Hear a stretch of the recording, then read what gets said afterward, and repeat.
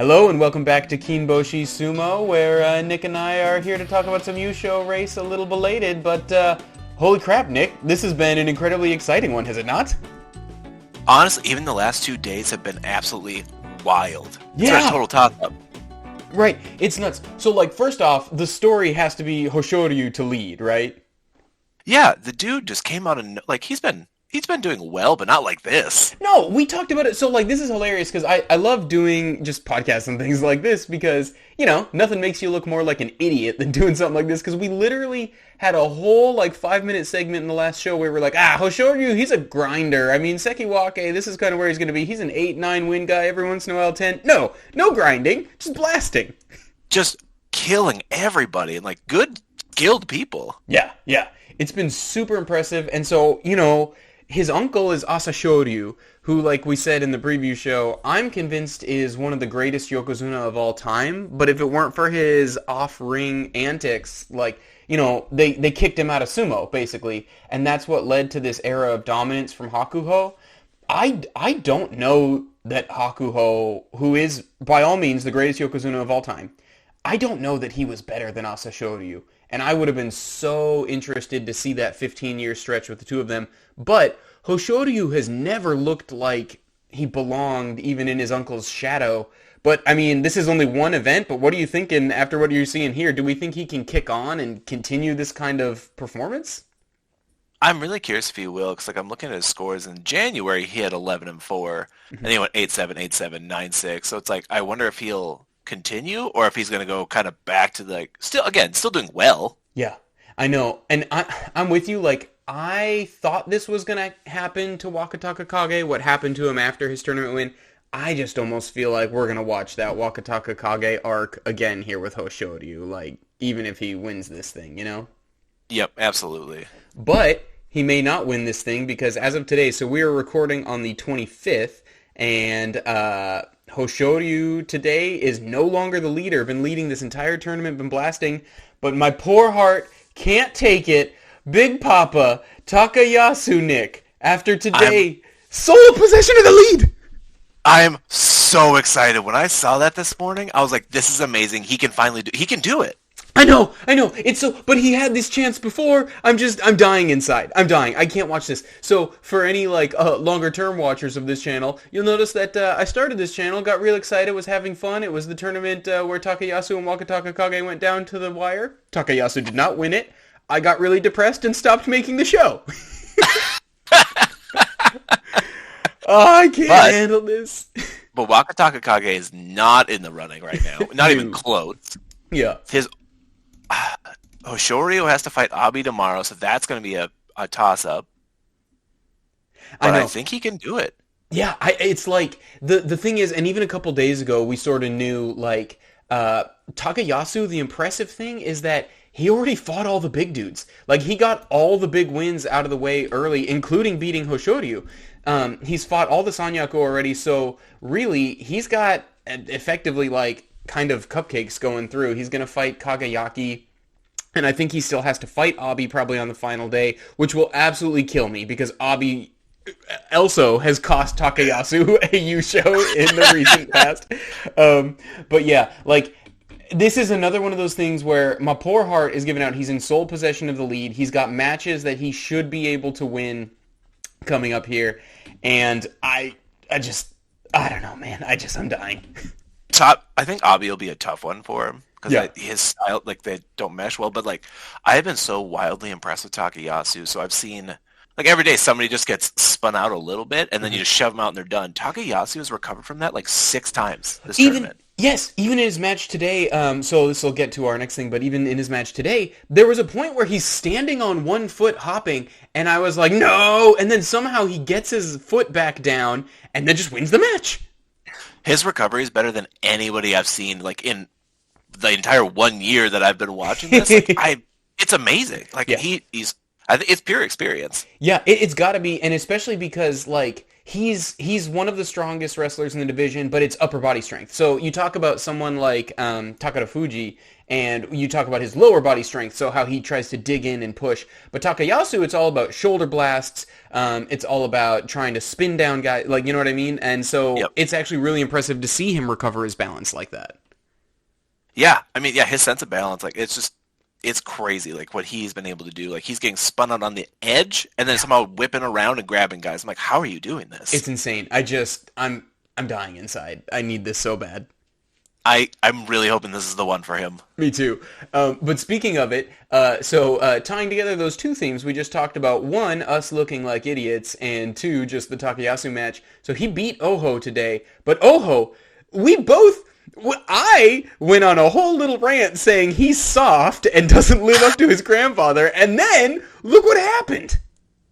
Yeah, which apparently I didn't realize his dad was also a Sekewake, so it's like he's got it on both sides. Oh, he and Kotonowaka are the two, like, blue bloods fighting here that everybody in Japan is like, you know, has these super high expectations for, and technically Hoshoryu too, except that because nobody liked his uncle, they're not as interested in him. They just ignore that one. Yeah, exactly. But yeah, so it comes from this extremely sumo-oriented family, but you and I talked about where we're like, he strikes me as the kind of guy who's like doing sumo because his family does sumo and he's not into it. But then today, this Basho, he lost day one to Ichi Yamamoto. Again, a guy he should not lose to just based on size and stats alone. But then after that, my man ripped off 9 straight and then lost to Abi. But then the Hoshoryu match yesterday. Tell me about that, man. Oh my god, I didn't see that coming. Like, No. that was a wild shock. I was like, okay, like, he's good, but I was like, this is the end of it. Yes. I had the same thought where, like, he's ripped off this great performance.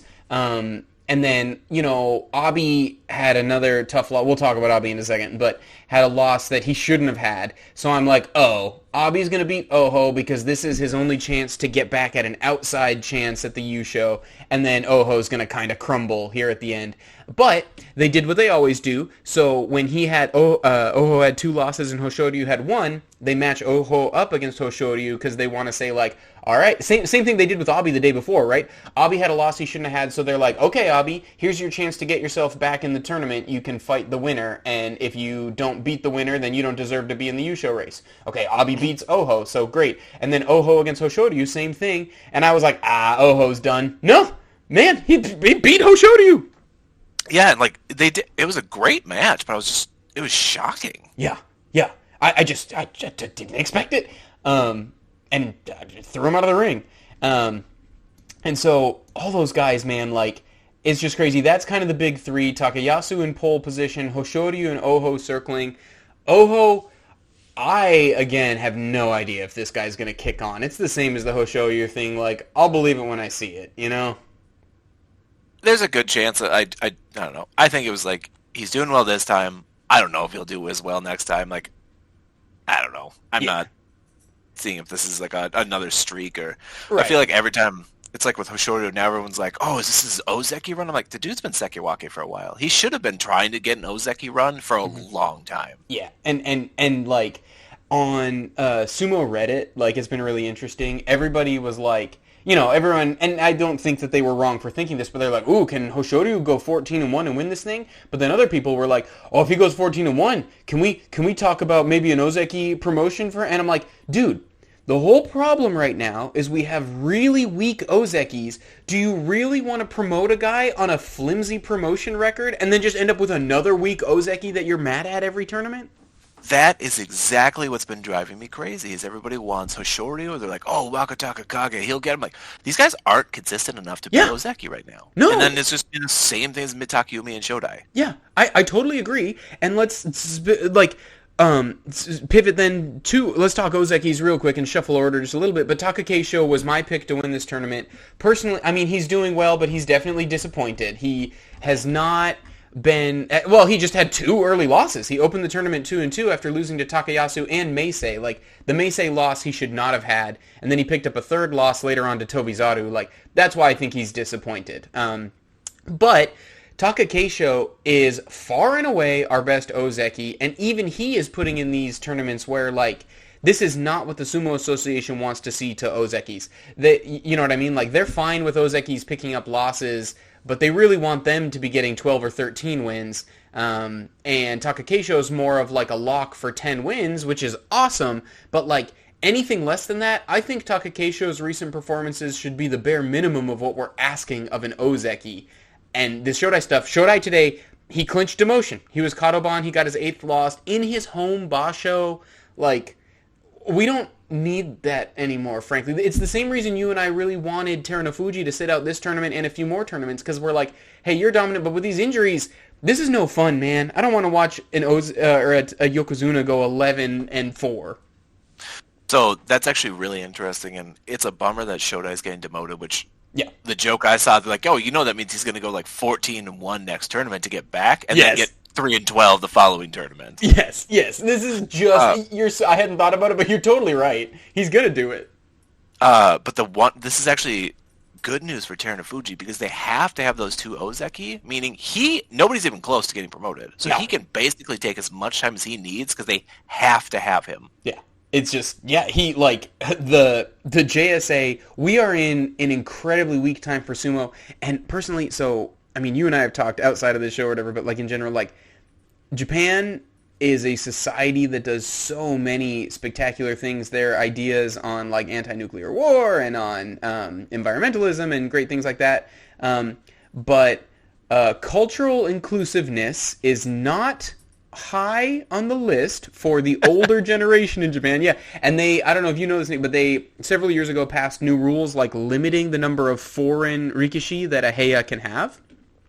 Yes, and because people were getting their Japanese citizenship, right, and they were getting around it. Exactly. And so there's ways around it, etc., etc. But I'm like, I think that they are now being forced to sleep in the bed that they made. They were like, we just don't like this, that these foreigners are coming in and beating our sport. And, like, that makes sense. Sumo's a very, like, sort of spiritual, cultural thing to a lot of people in Japan and to sort of the national identity. So I get it. I totally get it. But from a sporting perspective, if you starve your league of talent streams, this is what you get. Yeah, I agree. I mean, if they had more limits, it's like, where would Terunofuji be? And then you don't have a Yokozuna right now. Right. And yeah, because we're in the era of Mongolian dominance. Basically, the only foreigners coming in now, like the era of Baruto and Tochinoshin and Aoyama, these guys coming in from Eastern Europe, appears done. The only dude is the Ukrainian Shishi, and he's down in Makushita and had another bad Basho this time around or whatever. So it's just Mongolians, basically, coming in. Even the guys people are excited about coming up, Roga, Kimbozan, more Mongolians, Yep. So, I don't know. It's not bad on either front. Like, I totally understand where they're coming from, but if we're going to talk about from a sporting perspective, this is what you get, and then you get someone like Takakeisho, who I love, but continues to disappoint us like this, and that was, he was my pick to win this tournament, but also we touched on him just a second ago, your pick to win this tournament. Abi he's doing what we said he would. He is destroying these small boys, but he just didn't get it across the line, and his losses were Onosho, Nishiki Fuji, and Ryuden, which makes perfect sense because those are big dudes, and his fighting style, it's much harder for him to get wins against those big guys with a lot of weight to stop his thrusts.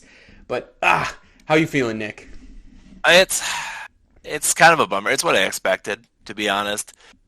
He's beaten some like these super good people, but it's with that one fighting style. This is what happens. Yeah. It just, you got to diversify. And even, I think, maybe 2 tournaments ago, he started doing, like a couple of arm throws or like like he started throwing a little bit more stuff into it. It's like, then he took a step back. Yeah. And I don't know if he took that step back because of like some of the stuff one, he's coming back from an injury, so maybe that has to do with it. Which we can also just commend him for coming back this strong after a shoulder injury and an ankle injury, right? Yes. Yeah. But 2, maybe when he was back against the small boys, he was like, oh yeah, I can go back to what I was doing at the beginning of the year and just like steamroll dudes. So that's one thing I want to touch on, that kind of like we talked about a little while yesterday, I think, so he did like a half Henka to Wakataka Kage, and people were pissed. Yeah. But Ashoryu did it the day before, nothing. Not a word against it. Yeah. So, I know, the Henka stuff is... I don't understand. It's fine. I like big Tachi eyes. I think it's exciting, but this idea of like dishonor and strategy, because we've seen a lot of dudes in this tournament doing slow Tachi eyes to defend against the Henka, and so my opinion, I think, is similar to yours, where I'm like, yeah, man, I don't know, it's part of the strategy. Just keep your eyes on it. If you think the dude's gonna Henka, then maybe you don't do a full charge. I don't know. Yeah, I mean, it's not like I don't want to see it like every time or like people like slowing everything down, but it's like, if it you kind of have to diversify a little bit and if you're going to see it coming. Exactly. Exactly. Yeah, just it's part of your sport. Make it illegal then if you hate it that much, But Yeah. they don't Yeah. because, like you said, some people don't get called on it, others do. It seems like it's sort of a cudgel they use to just like beat on guys that they're mad at or something. Yeah. Yeah. But I'm Uh, still impressed overall with Abi's 10-3. yeah, yeah, I'm happy with it. Like you said, coming back from those type of injuries and just pretty yeah. fighting some good people. And he's gonna scream up the Bonsuke now again. It's all good. Just we thought this was a chance for him to take advantage of being severely under ranked. Yeah. I was originally hoping that he'd get up to Sanyaku if he beat, if he went like 14-1, but he's not going to. I mean, he'll go up to the upper Megashiras for sure, obviously, but Yeah, totally. he'll be just out of that. Um, but speaking of guys who had dropped lower that I thought would have good performances, I just want to touch on this real quickly because it's kind of a bummer. But like we hinted at it, Terutsuyoshi. I mean, it's official. We're saying goodbye to the big salt throw in Makuuchi. But this is insane how bad this looks. Man, it's such a bummer. He's so fun to watch, but this is one of the worst streaks I have ever seen. It's right up there with the Meisei tournament earlier this year. Yes. Oh my God. What is he? 0-13 as of today? It's not good. Yeah, he's 0-13. He fights Uda tomorrow, who's having another abysmal tournament with 3 wins. I was like, but at least he's got a couple wins. Yeah, man. And I think I saw a stat, 0-15 has only happened 4 times in the 200 plus year history of sumo, in Makuuchi anyway. That is not a record I'm hoping he gets. It's not good. I hate it. I love him so much. And it's not going to be the same, man. Without the big salt throw. It's not going to be the same. No, because you get people like Ura who just like take like a little sprinkle and just toss it in there. I'm like, that's not fun. Yeah. Yeah. Oh, actually, I didn't think about that, Nick. Tomorrow, I hope they put it all on camera or whatever. Uda versus Terutsuyoshi, a gigantic pile of salt and a little sprinkle against each other.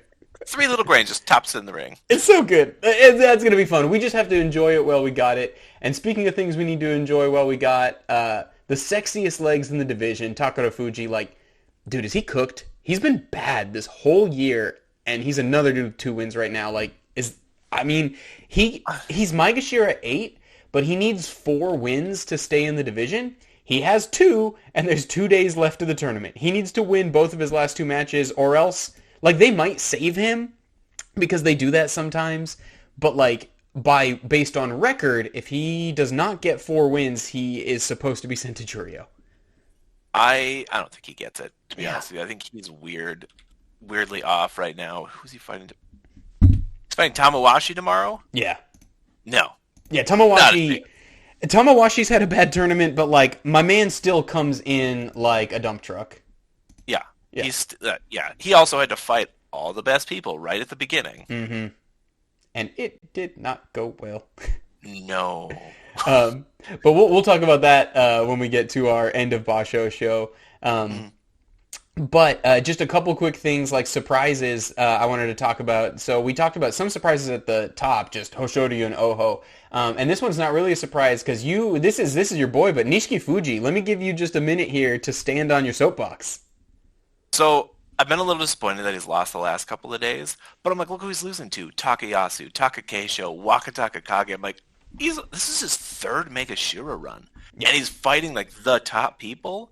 One of my favorite things was, I think it was after he beat Ichinojo, he went on record there. It's like, oh, how do you prepare? And he said his mentor sits down with him every day and tells him his strategy, and he just listens, and he wins. I'm like, I love that he's just willing to like listen and learn every day, and he'll just go into it. I know, and we've talked before about how he uses this diversity of style, and how that we struggle with that with Abi. Like it's great that you're really elite and maybe the best in the division at this style or whatever. But then what do you do when that doesn't work? But Nishiki Fuji, this idea, like you're saying, about planning a strategy and using it, like we can see that he fought Tochinoshin and beat him using Tochinoshin's style of sumo. They went belly to belly on Mawashis and went in a lifting duel, and Nishiki Fuji won the lifting duel. That's what Toshinoshin does.